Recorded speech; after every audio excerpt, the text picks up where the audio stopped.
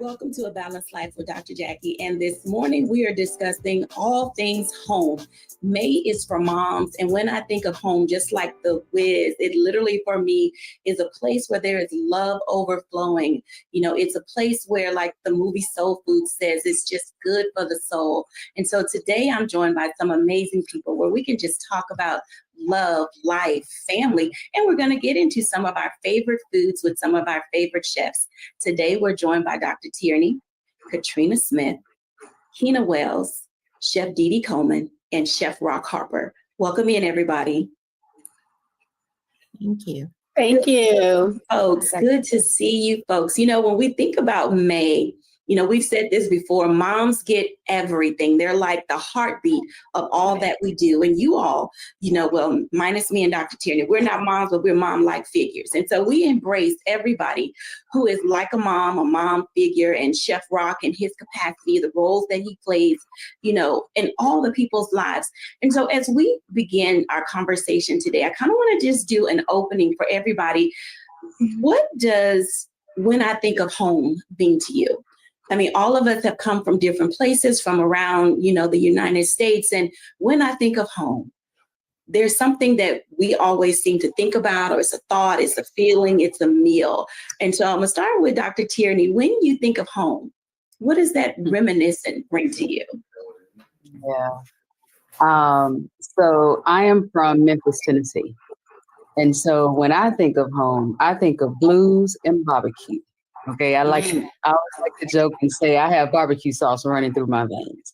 And so there's something about when I go home and just the pace of the city and you've heard kind of that Memphis grit, and it's a different feel every time I go home, and just the rhythm of the city, the blues that built the bricks of that city. And of course we have the best barbecue. Sorry, Texas. Sorry, St. Louis. Sorry, North Carolina. Memphis, we take the award on barbecue. So when I think of home, I think of blues and barbecue. When she thinks of home, she thinks of blues and barbecue. And I'm going to tell you, I'm from Texas. We're going to fight you for that. But we're going to let you have it for this show today. Katrina, when you think of home? When I think of home, I am from Hampton, Virginia. I'm from the 757. I think of all things seafood, crab cakes. If you're from Hampton, you know about chicken sea. If you know, you know, right? Think about a big chick sandwich. I think about that feeling of this feeling warm inside, and the loving feeling of your family, and just, you know, being embraced and being able to be comfortable with yourself. So home to me is just one of the most wonderful places on the world. Oh, I love a good seafood boil. You know I do. Chef Rock Harper, when you think of home? Yes, well, first of all, I know some people that were willing to argue with Dr. T on that barbecue thing, but we're going to leave that there for all. I'm from Alexandria, Virginia, and a little bit of Rappahannock, Virginia as well. So my grandmother and I was raised in Alexandria. And as the chef, I'm gonna go a little left, maybe unbeknownst to everybody, but I think of security, right? I think of safety and comfort and warmth of both of those places, or wherever my mother, wherever my grandmother were, and that came in the form of, you know, a peanut butter and jelly sandwich, which we're not known for, or incredible chicken pot pie or braised short rib. But all of it, as I've grown, I come to understand the way the world is and what was outside of home, whether it be in Alexandria or Tappahannock, and the safety and warmth and love that they showed me, that they provided for us, I should say. Really, when I think of home, that's what I think of just that cocoon of love that both of our queen mothers provided for us. Oh, wow. I can agree with that safety and security, you know, of home. And we're going to talk a little bit more in depth to the next person I'm going to ask a question. But for now, Keena Wells, when you think of home? Well, I'm going to go back to Dr. T. So now you got 2 for 1, because I'm right down below Memphis, and Holly Springs, Mississippi is where home is for me. But definitely gonna second that. We got the best barbecue on that end. Coming out of the South, my husband has won a couple of competitions in the Memphis barbecue cook-off. So I'm right there with you, dripping that barbecue.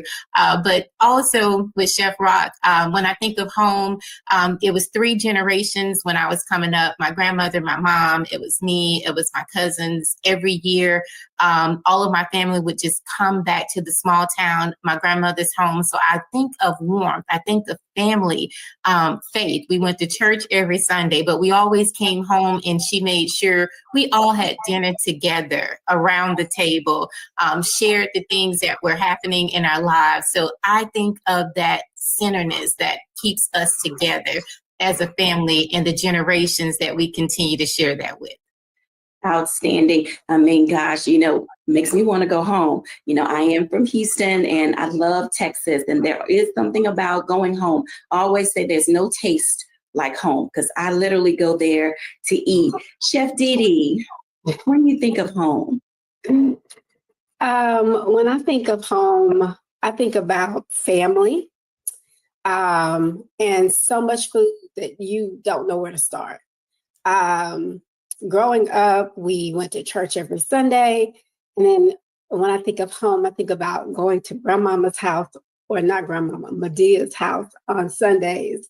And my mom sneaking me that roast with that great gravy that I still yet to get all these years later, that roast and rice, and then going home and my mom having the, traditional Sunday dinner. When I think of home, I think about family, coming over to my mother's, and especially on holidays like Easter Sunday and Thanksgiving and Christmas. And we did it traditional. So we did all the turkey and the ham and the cornbread dressing and the collard greens and candied yams, macaroni and cheese. And so I am so happy to be able to continue those traditions now that my mom has gone to glory. I'm from Montgomery, Alabama, so I go home every either Thanksgiving or Christmas, and I fix those things for family. And then when I'm not there, I definitely do it here in Houston, where I reside now, where my businesses are, where my family is, and just kind of, do what mama does in the kitchen. So when I think of home, I also think of me and mama in the kitchen, fixing all this food for all the family. Let's talk about that for a minute. I want to just dive in with Kina and with Chef Didi, because you said tradition and being able to pass down food traditions. Kina and Chef Didi, what does that look like when we think about passing down food traditions or bringing food traditions down that have been passed on to us? Well, I can go first. So when you think of tradition, you think about what your family does in different seasons. Like I said before, with our Easter Sunday is coming up.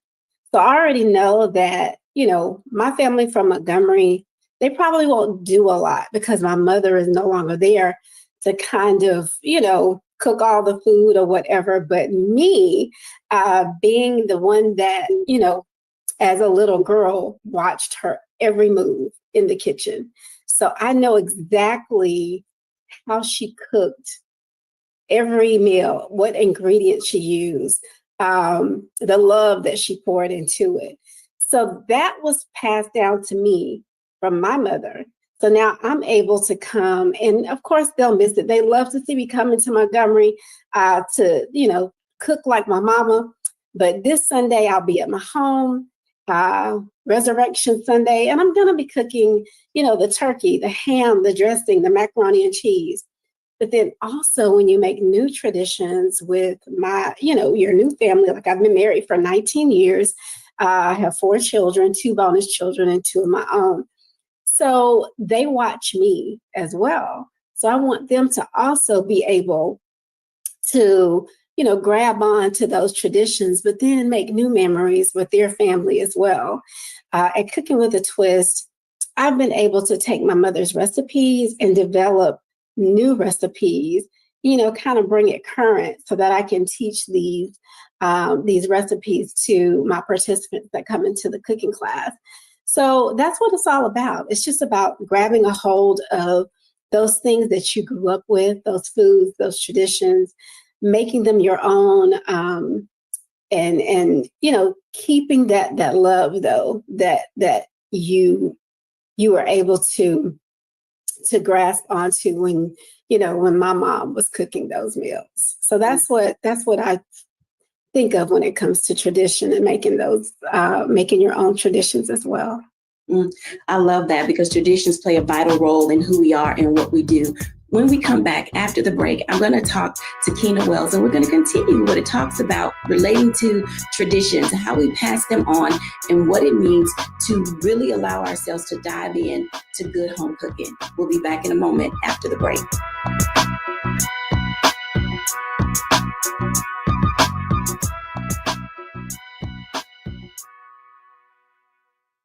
We begin tonight with the people who are really running the country right now. Now, Trump is often wrong and misleading about a lot of things, but especially about history. Donald Trump falling in line with President Elon Musk. In the wake of the unsettling news that MSNBC has canceled Joy Ann Reid's primetime show, The Readout, Roland Martin and the Black Star Network would like to extend an invitation to all of the fans of Joy Ann Reid's MSNBC show to join us every night to watch Roland Martin Unfiltered, streaming on the Black Star Network for news, discussion of the issues that matter to you, and the latest updates on the twice impeached, criminally convicted felon-in-chief Donald Trump and his unprecedented assault on democracy, as well as co-president Elon Musk's takeover of the federal government. The Black Star Network stands with Joy Ann Reid and all folks who understand the power of Black voices in media. We must come together and never forget that information is power. Be sure to watch Roland Martin Unfiltered weeknights, 6 p.m. Eastern at youtube.com/Roland S. Martin, or download the Black Star Network app.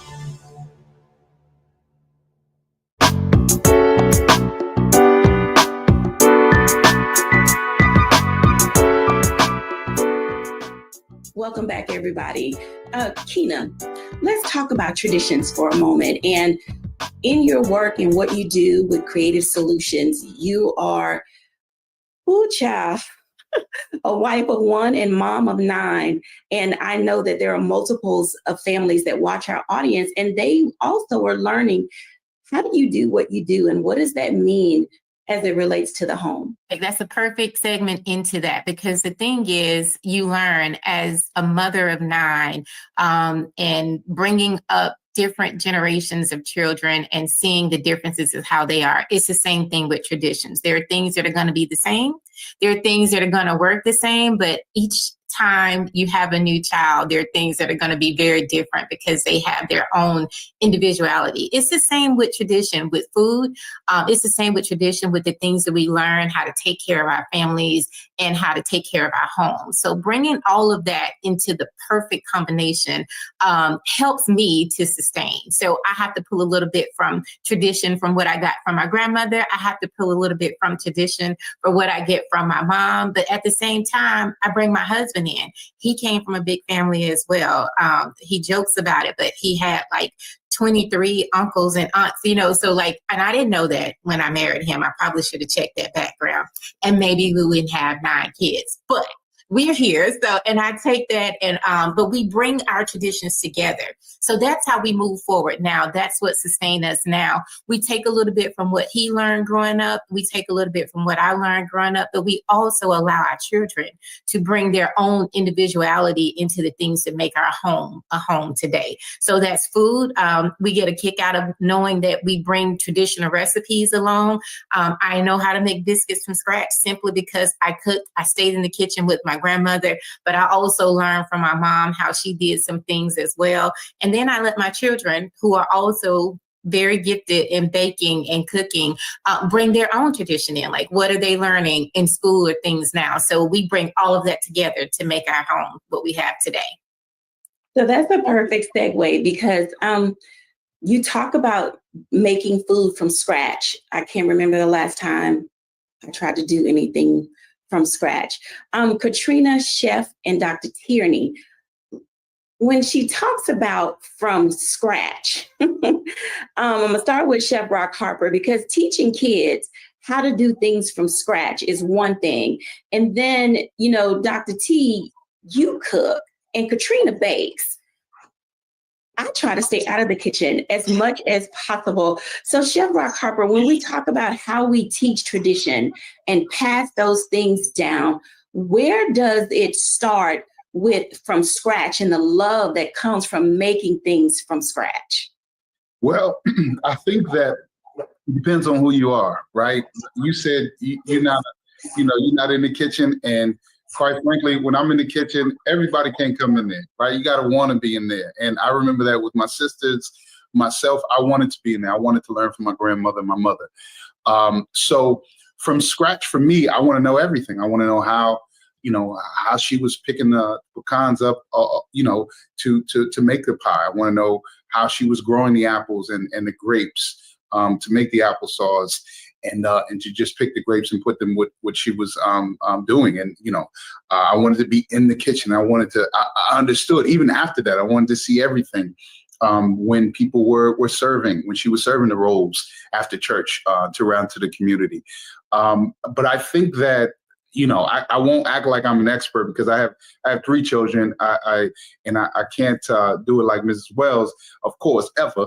But I think that what I've learned is that you got to figure out where people can get in and where they can fit in. She said something about what they're learning at school. So maybe they're really excited about science or math, and if you're baking, maybe they're the ones that are very organized. So they need to set the table or go gather some things. But they're not the creative ones that necessarily, or creative in the sense that want to put together the dish. So for me, it's just, hey, what excites you about?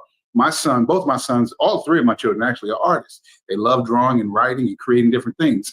So I remember one time when my oldest Elijah was really little, I had him write the menu, what we were making that night. I forget what it was, spaghetti, meatballs, but he made this beautiful, colorful menu. Now he does like to cook, but that was his entry point. And my grandmother found my entry point. My mother did as well. But I think it's really important, as we talk about tradition, to understand that everybody's not going to be a great cook, and everybody, quite frankly, doesn't necessarily love the food, right? Some people, it's okay. They can eat either way. But I think what's really what I hear as a thread is that the traditions and the gathering and the warmth and security, those memories are super important, and we have to, make sure that those continue to happen. So no matter how we get in the kitchen or around the food, I just want you there. And some people, I got a couple cousins, I ain't gonna say their name out loud. They just, as I sit right here, look at this bar, they tending bar, they just popping the beer, but we need them around, and that's the most important ingredient. Absolutely. Dr. Tierney. Okay, so to answer this question, let me amend. Yes, I can cook. I do not like to cook. So my entry point is not to be the one that's in there cooking the meal. I come from a long line of cooks. My mother's side, my grandfather, he was the pit master. He's the one that taught me how to barbecue and how to make them good collard greens. And my father's side, my grandmother was, chef extraordinaire. Like, she could cook everything. And so I come from a long line of cooking. So cooking is just in my bones. Like, I can get in the kitchen and, just like, oh, I want to eat this, and just, make it. And they're like, how did you do that? I don't know. It just seemed like it just go together, but in terms of liking to do it, no, I would be the one, as Chef Rock said, I'd be the one, let me make out the menu. Let me write that thing out. So cooking is not something that I just really enjoy doing. I love doing, unless it's something that I really want to eat, unless it's something that has a deep connection for me. So in saying that I don't like to cook, but I love to barbecue, that is something that because it's connected to that time of me and my grandfather under the carport, him showing me his technique that I will not tell anybody. That is a secret. Because of that, when I get that feeling like, oh, I want some good old ribs, and I won't go and buy them. I will go and get the meat, prepare it, you know, season it, do everything that he taught me to do, put my barbecue hat on so that the smoke won't, you know, get in my hair, and spend all day, you know, outside at the grill, you know, and that takes me back to that place where I was just being granddaddy's girl, you know, where it was just he and I, nobody else, you know. And so when it comes to traditions, when it comes to, you know, cooking, you have to also decide, okay, what is it that I like doing? You know, so if we're saying from scratch, you know, from scratch for me is, okay, I took this box cake and I added some extra eggs and a little bit more butter and a little bit more milk, and it tastes just like homemade. But for me, that's from scratch. I'm not going to sit here and roll out no flour, and no, I'm not going to sift and do all of that. Like, that's not my, you know, my deal. But the way that I was taught how to do these different things and the people that it's connected to, that's what really matters for me when it comes to cooking and traditions and from scratch, even if it's from a box. I can relate to that just a little bit. I'll share quickly, and then I'm going to run to Katrina. I would say for me, then it would be my fried green tomato recipe. It is one that I have perfected over the years, even since I was a kid. And I literally eat fried green tomatoes every day. And Chef Rock and Chef Didi, please don't tell me that that's bad for me, because I love fried green tomatoes, and I love my dry and my wet and how I make them. And it's just amazing. But we'll come back to that. But let me ask Katrina, from scratch, you do a few things. What would that be, ma'am? Oh, from scratch, we're going to talk about rice pudding. I learned at an early age from my grandmother how to make rice pudding and bake pound cakes. That's something when we talk about tradition, that was something we shared, you know, that opportunity and time together, just to be together, laugh, giggle, and do all those things. And I've been very fortunate. I have 3 children, and every one of them can bake, and they can bake from scratch. And it amazes me to see my young men, adult men now, you know, when I go to visit them and they have a pound cake and they're like, Mom, I tried a new flavor. You want to taste it? It brings me a lot of joy, because that's something I've been able to share with them that I learned from my grandmother. And so having those moments that we just sit around and laugh and giggle and just, it's a bonding time. It makes me feel good in the inside. But believe me, that's all I'm making from scratch. I'm retired from cooking. I've raised 3 children. I have 3 grandchildren. So some days there's nothing in that kitchen that is getting made unless it's a bowl of cereal. So there's something to be said for that. I think that's funny, because all of us, some people run to the kitchen, they enjoy cooking. And then others of us have an aversion. I meal prep. So I cook once a week, and then I may, if I have to fix something to go with it, I'll fix a vegetable or maybe a meat in the middle of the week to add to it. Awesome. In this hustle and bustle and the busyness, let's go around. What is something quick that you would fix that you enjoy in a quick fix? Kina. I mean, people may not think it is, but spaghetti is a quick fix for me. And it's also one that I can add to. It's going to get me, you know, a couple of days. And I feel like the sauce is better on the second day. But that too, you know, pulling that in is quick for me. The prep is quick, and I can get it on the table quickly. Absolutely. Chef Rock Harper. It's either rice and beans, if I have some beans already prepared, or, you know, canned beans is all good, or like Kina, a quick pasta, some sort of protein and some veg in it. That always does the trick. Super simple, very quick. Chef Didi. What's quick for me is I'll just pan sear some, maybe some blackened chicken. I'll make I know this is extra, but make the house-made blackened seasoning instead of going to buy it. I always like to do everything homemade. Maybe some red or white potatoes, saute a little red bell pepper and onion, and some broccoli. Yeah, BLT, you know, those types of things. That's a quick fix for me. Okay. Katrina, your quick fix. Chicken and rice. That's quick and easy. Down and dirty, chicken and rice. Yes, sear that chicken in the pan, do your rice, chicken and rice. Dr. Tierney. And I am about to prove what I said, that I do not like cooking. So my go-to quick fix here, say within the past year or so, is a dense bean salad, where I'll get a can of white beans, some fresh, yellow or red peppers, maybe some onion, a rotisserie chicken that I've chopped up, put it in a bowl, put a little vinaigrette on it. It's vegetables, it's your fiber, it's your protein. Stick it in the fridge, and voila, that's a meal. That's a meal. Hey, I can agree with all of that. When we come back after the break, let's talk desserts. I know that you guys have some great recipes. So if you guys who are viewing want to send in some of your favorite dessert recipes that remind you of home, we'll happily show them. But also, I want to talk to our guests about your favorite dessert and what it reminds you of every time you have it. We'll be back in a moment after the break.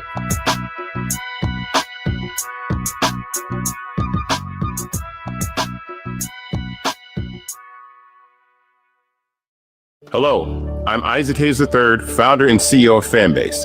Listen to what I'm about to tell you. The window to invest in Fanbase is closing. We've raised over $10.6 million of our $17 million goal. That means there's room for less than 6,370 people to invest in Fanbase for the average amount. The minimum to invest in Fanbase right now is $399. That makes you an owner in Fanbase today. Go to startengine.com/fanbase to invest. Why? Because current social apps have taken advantage of users for far too long, with content suppression, shadow banning, harmful racist content, and no real tools for monetization and equity. Fanbase has over 1.4 million users and counting, allowing anyone to reach all their following and monetize their content from day one. Social media is the new TV, and whoever owns the apps that distribute that content have the opportunity to own potential billion-dollar companies. While big platforms with uncertain futures are failing to serve their users, Fanbase is stepping up to fill the gap. Don't wait until it's too late. Invest now, invest for yourself and your future. Go to startengine.com/fanbase and own the next generation of social media.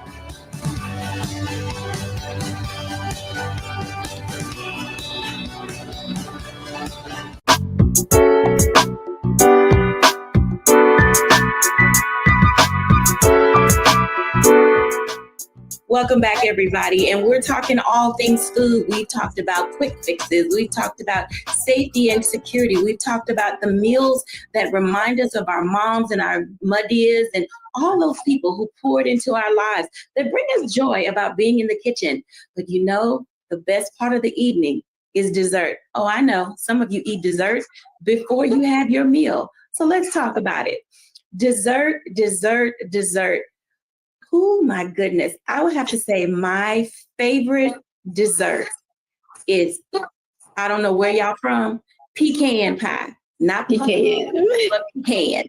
My favorite dessert is pecan pie, whether it's pecan or pecan cheesecake, homemade, regular. You guys remember you'd go on a family road trip and you stop at the gas station and you get that little Bama pie in the little tin can?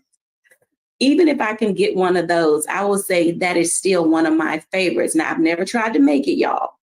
But let's talk about dessert. And I'm going to start with Chef Rock Harper. Where does dessert fall in the spectrum of, tradition and culture and food for us? Whew. Well, looking at the scale this morning, it's pretty high where it falls. But I think dessert, that's one of those, we talk about music and dance, and one of those universal languages. I think a sweet treat, something sweet, right, is really big in our culture. It's definitely big in the restaurant business. And I think for us, or for me, I should say, pound cake is really high up there. My grandmother made an incredible pound cake. She made a phenomenal anything with apples, but she also made a phenomenal pecan, one of those pies with that nut in it. And I think because it's sweet, because of the sugar and what it's doing in the brain, and it's so good, and it's just that nice little thing at the end that you can't wait to get to. It's just that nice little unexpected or expected surprise, and then you pair it with a little coffee, decaf or maybe a little after dinner drink. It's it's just, as they say, chef's kiss. My mouth is watering even thinking about dessert right now. But for me, it would be pound cake or pie. Just send over. Now, a close, a 1B is sweet potato pie. I can eat a sweet potato pie. I could eat a whole pie by myself any time of the year, not just Thanksgiving. And I got to stop talking because I'm getting hungry. He wants dessert right now. Yeah. Chef Dee. So I kind of grew up on bread pudding. So I took that recipe that actually my aunt did, and now we make different types of bread pudding. So it could be a white chocolate bread pudding, a berry bread pudding, chocolate chip bread pudding. And we do this really good cream and glaze sauce to go with it. But traditionally, if you're talking about tradition, the favorite dessert for my family is German chocolate cake. And I make it exactly like my mom did. As a matter of fact, I have this little card, the recipe card, and I promise you all, it's all beat up.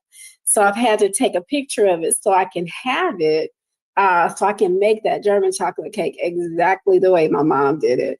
But I am the type of person that I'll eat dessert before I eat my dinner, my lunch, my anything.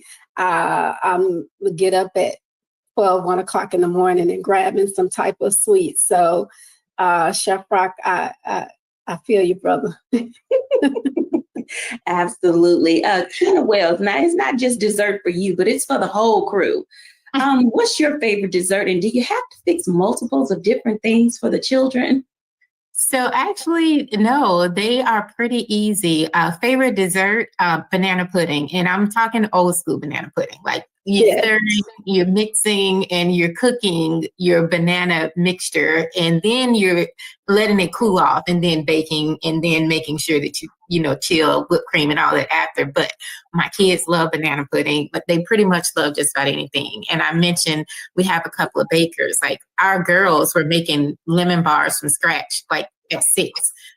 So it just came naturally. So if they don't like what we have, they'll get in there and do their own, or they'll have their own little competition. But banana pudding seems to be the thing. My son actually is in his senior year of college, and he makes banana pudding for his classmates, as a thing. So it has carried on into their adulthood, I would say. That's amazing. And it is nice that those things do carry on, from when we were children to teenagers and now into adulthood. Katrina, what's your go-to dessert? Okay, so my go-to dessert that I like to eat is strawberry shortcake or anything with apples. But if you ask me what my go-to dessert to make is a apple, it's like an apple, you throw everything in the thing and bake it. It's so easy, but that's probably my go-to dessert. I would have said pound cakes, but you know what? Chef Rock and them probably do much better than me. My boys can even outbake me now in pound cakes, so I don't even make them anymore. So yeah. Okay, so before I ask Dr. Tierney, just by a show of hands, how many of you all look at the menu at a restaurant and decide whether or not you're going to stay if there is dessert that is good? And I think our audience is raising their hand as well. I literally say, I'm going to determine what I'm going to eat based on whether or not I'm going to have dessert. And I think that is an important part of, just the fact that, as Chef Rock said, dessert is one of those things. It's the culminating of the end of a good meal. It's, having that dessert with tea, coffee, or for those of you who like Baileys and cream, just your after dinner Kahlua. All of those things fall in to place for us. So Dr. T, what's your go-to dessert? And do you bake any? So I should probably start this by saying I like dessert, but dessert doesn't like me. I have to be very careful with my sugar consumption because it could tip the scales into some other health issues. So I typically, when I raise my hand, I thought you were saying look at the menu to see what's on the menu before I go to that restaurant. But I really don't get into dessert that often. I've had to cut out quite a bit. of my dessert just so I can stay healthy. And I want to say that because a lot of times when we are talking about our foods and traditions, and there are things that I grew up eating that I would always eat, that by the time 40 came around that corner, it was like, sugar, you can't eat that no more. You have to kind of push back from that. And dessert was one of those things that I had to start being intentional about pushing back from. But having said that, my go-to dessert when I am having dessert that I love is caramel cake. I love a good caramel cake, and that's actually the one dessert that I when I get into the feeling of making that caramel cake, because I have to sit there and make that caramel from scratch. It's probably one of the only things that I really do truly make from scratch. Is that caramel. It takes a while, but it is so worth it. And that caramel, I use it on the cake, and then I have some left, and I'll use it for like some apples. It's like a dip for my apples. And so caramel cake is probably my go-to when I'm just really like, I want a good dessert and I don't mind getting in the kitchen and making it. This caramel cake.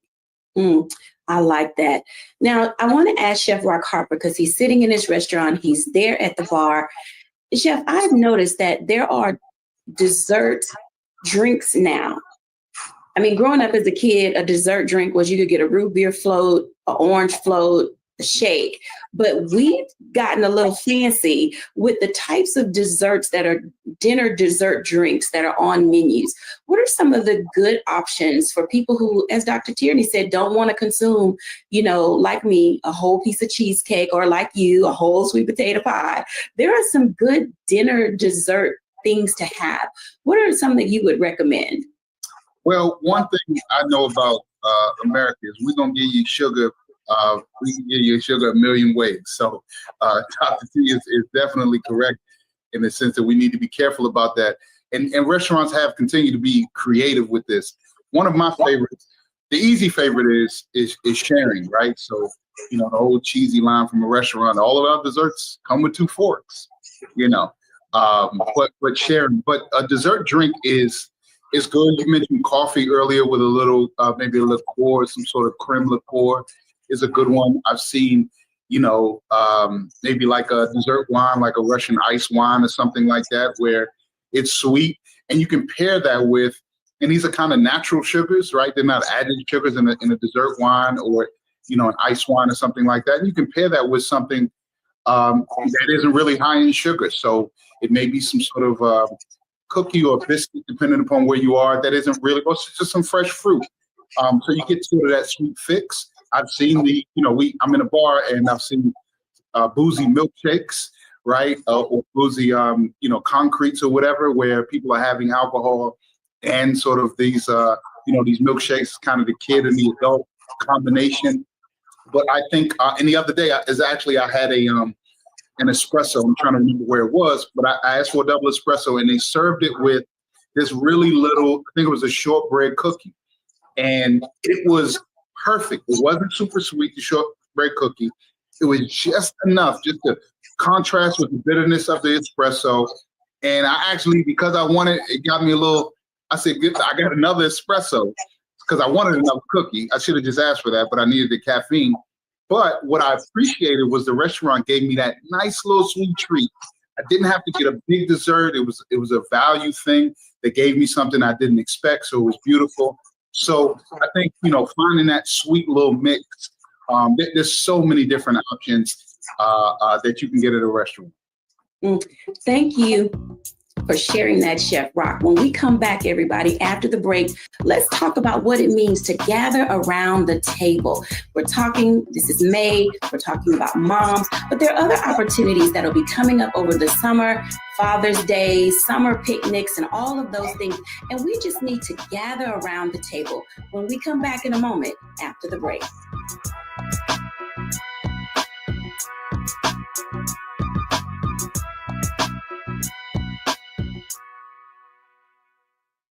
What's up, y'all? Look, Fanbase is more than a platform. It's a movement to empower creators, offering a unique opportunity for everyday people to invest in Black-owned tech, infrastructure, and help shape the future of social media.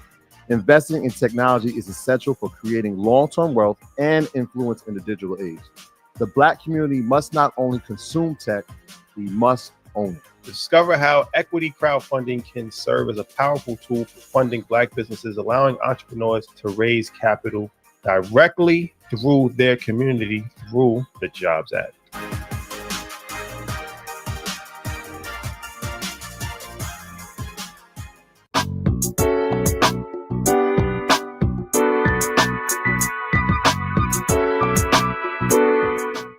Welcome back, everybody, to A Balanced Life with Dr. Jacquie. And we're talking about moms, we're talking about tradition and culture and food and all the things that surround these momentous occasions in all of our lives. But some of the things that we do as a people, we've gotten away from, and that's coming around the table, except for special holidays. So let's talk for a moment about what it means to gather around the table. Welcome back, everybody. Because when we think about gathering around the table, oftentimes it's because something has happened in our lives and we want to have these serious family conversations, and we're talking about money and madness and all of those other things. But, you know, in these times, when we're talking about balance and being able to just have some levity, when we gather around the table, is laughter still a part of who we are and what we do? You know, when we consider just how we can take the heaviness out of all the societal things that we face, I'm going to start with Katrina. What role does being at the table and sharing laughter bring to your family and your household? I think being around the table allows us to fellowship with one another. I think growing up, that was the place. Everybody came to the kitchen. We sat around the table. We talked about everything. As people say, we put everything on the table. We laughed, we cried together, we fellowship, all over good food. But that was the one place in the house where everybody came. When somebody came to your house, your grandma, your mom, your big mama would say, you want something to eat? And you go to the table because that was a safe place where you could just take your armor off and have an honest conversation. So I think the table symbolizes to us a place where we are able to be ourselves, we're able to put our guard down and just have those open and honest conversations. Open and honest conversations. I love that. Kina, what does that look like for you? What does it mean to come to the table? So we have this thing where we say, let's disconnect so that we can reconnect. So I give you your time, I give you your space, like you have your friends, you have everything that's going on. But when we truly want to bring us to the heart of the house, that's the table, we say, let's disconnect from everything else and let's really try to center and focus on those of us that are at the table. So we made sure we got a table that was big enough to seat everybody. So we have seats at the bar stool right behind us. And then we have a table that's going to seat 8 or more. Like you can still pull up chairs, but it's enough to where you don't have an excuse. Let's connect. Let's leave your devices, leave the things that are happening in the world. But when you come to the table, come with that mentality. We call it faith, family, food, and fun. We want to laugh. We want to talk about the things that are happening in our lives that are important that you haven't had a chance to share. Maybe you haven't connected with your siblings. I don't know. But that is the time that we say, just give us this one moment. We're going to have this one dinner, and it doesn't have to be a birthday or a holiday, but leave everything out, bring your family in. I love that.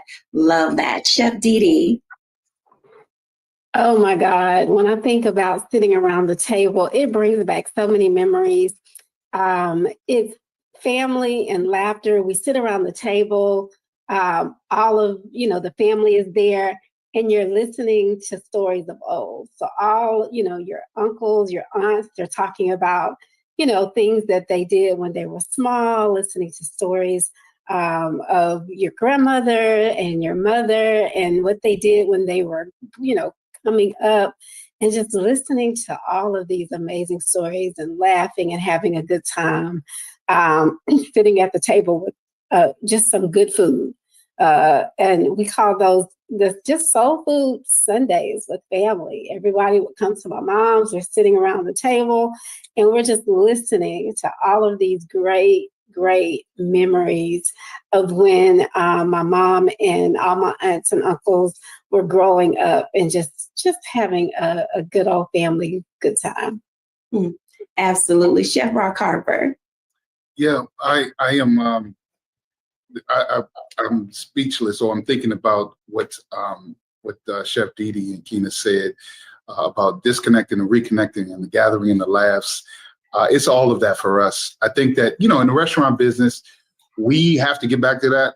Here, we're going to be doing some dinners where, we take away your cell phones, right? And there's a device-free environment, and we're just going to be passing plates and just reconnecting, because I think as society, definitely as a people, we have to get back to that. For us in our family, I think on a micro level, we have to ask ourselves, how many times are we enjoying meals or consuming food, I should say, when there's a screen in front of us or there's a device close by. It doesn't take that long to just enjoy your meal, to actually be there and present with just yourself or someone's around you. Thich Nhat Hanh, who was a Buddhist monk, said that everything can be a meditation as long as we're supremely focused on it. And I think that what we used to have was 30, 40 years ago, we didn't have the devices in the way. So all we had was the fun and the fellowship in front of us. And the devices can support that later on. But I think it's really important for us to get back to talking. And even if it's, who made these greens? We do that anyway.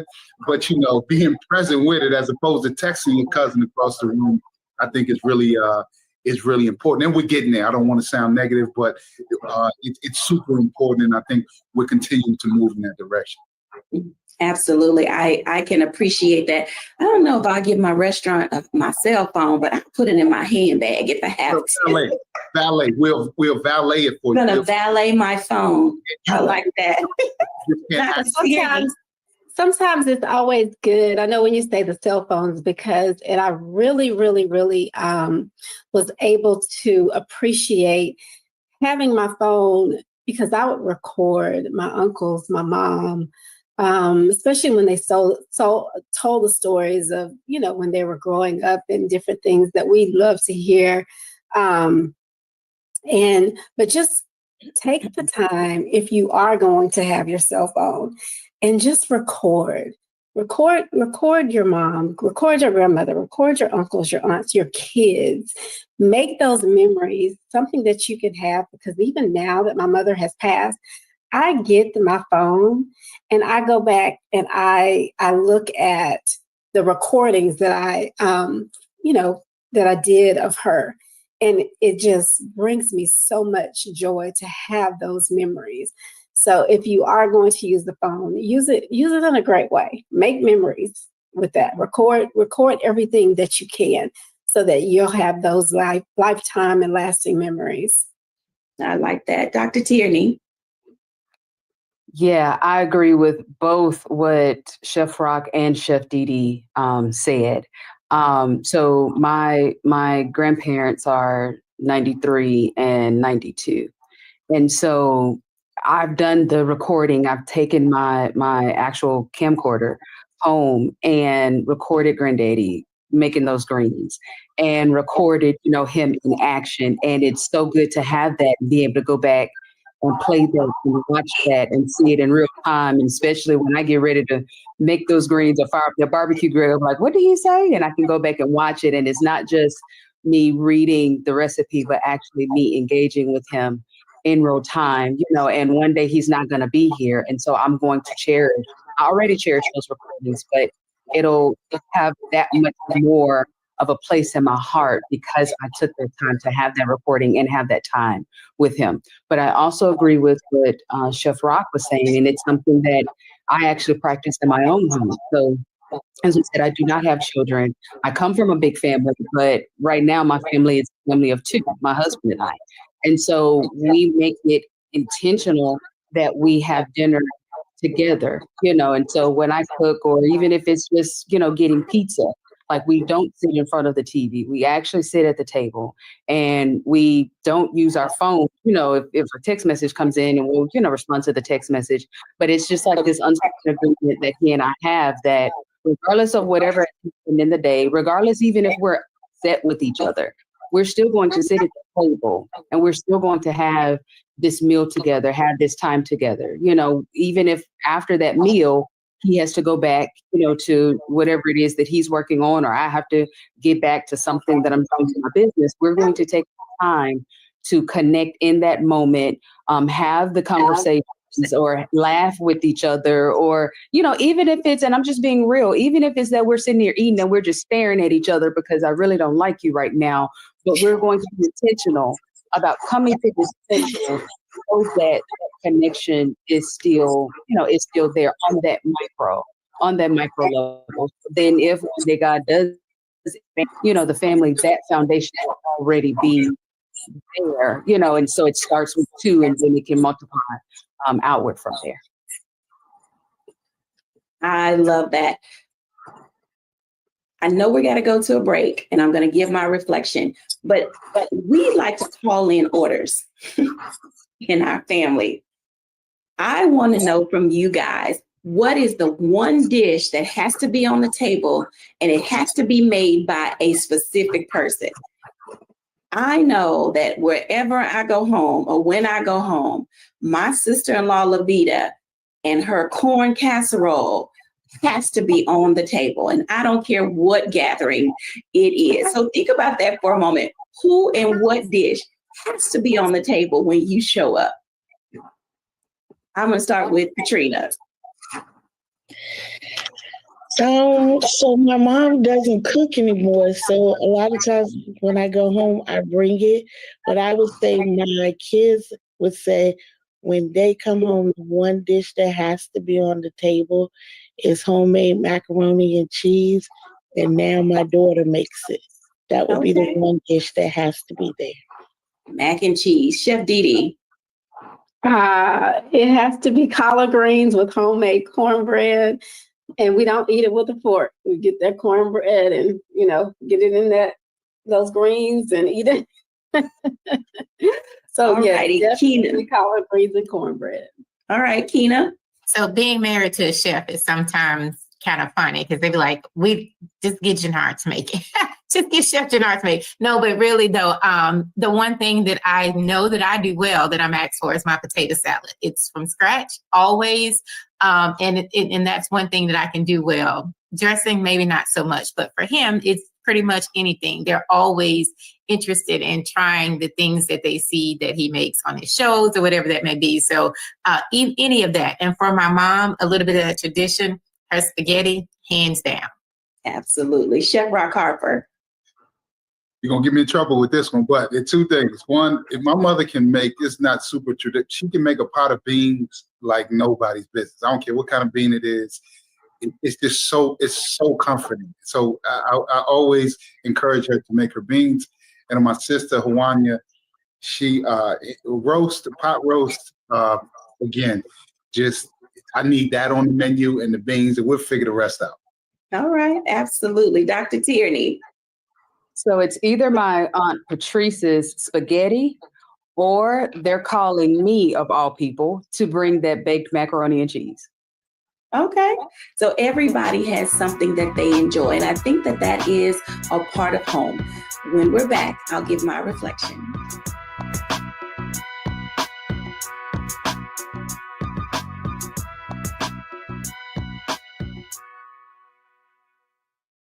Hello, I'm Isaac Hayes III, founder and CEO of Fanbase. Listen to what I'm about to tell you. The window to invest in Fanbase is closing. We've raised over $10.6 million of our $17 million goal. That means there's room for less than 6,370 people to invest in Fanbase for the average amount. The minimum to invest in Fanbase right now is $399. That makes you an owner in Fanbase today. Go to startengine.com/fanbase to invest. Why? Because current social apps have taken advantage of users for far too long, with content suppression, shadow banning, harmful racist content, and no real tools for monetization and equity. Fanbase has over 1.4 million users and counting, allowing anyone to reach all their following and monetize their content from day one. Social media is the new TV, and whoever owns the apps that distribute that content have the opportunity to own potential billion-dollar companies. While big platforms with uncertain futures are failing to serve their users, Fanbase is stepping up to fill the gap. Don't wait until it's too late. Invest now, invest for yourself and your future. Go to startengine.com/fanbase and own the next generation of social media.